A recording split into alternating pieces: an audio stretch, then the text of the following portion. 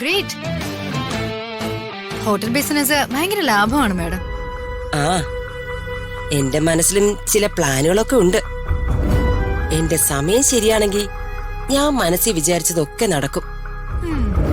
അങ്ങനെ സംഭവിച്ചു കഴിഞ്ഞാ കൊച്ചിയില് ഞങ്ങളുടെ പഴയ തറവാടിന്റെ മാതൃകയിൽ ഒരു 5 സ്റ്റാർ ഹോട്ടൽ. അതിന്റെ ഒരു സ്വപ്ന. വലിയ ഹോട്ടലൊക്കെ പണിയുമ്പോ എന്നെയും കൂടി പരിഗണിക്കണം. തീർച്ചയായും. പറഞ്ഞില്ലേ, ഫണ്ട് കയ്യിലേക്ക് വരാൻ കുറച്ച് സമയം കൂടി വേണം. എന്തു പറ്റി? എന്തെങ്കിലും തടസ്സങ്ങളുണ്ടോ?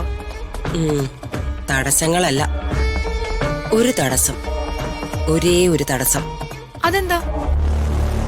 പറയാം.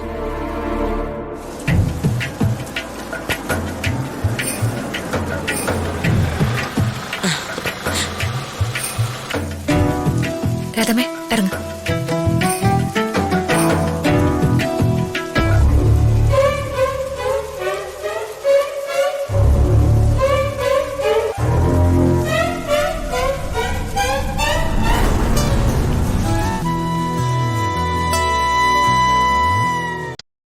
ശരി, താങ്ക്സ്. മോളെ, അംബിക മാഡം. അതെ, വാ.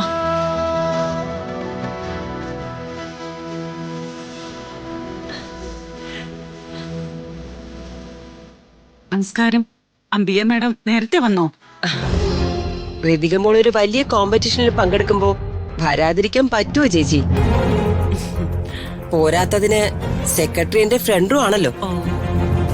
ആ ഋതികെ, ഇത് ശില്പ ചക്രവർത്തി. ഋതിക്കൊപ്പം ഫൈനലിൽ മത്സരിക്കാനെത്തിയ കുട്ടിയാ. ഓർക്കുന്നില്ലേ ഞാൻ ക്ലബിൽ വെച്ച് ലിഫ്റ്റ് കൊടുത്തത്? ഓർക്കുന്നുണ്ട്.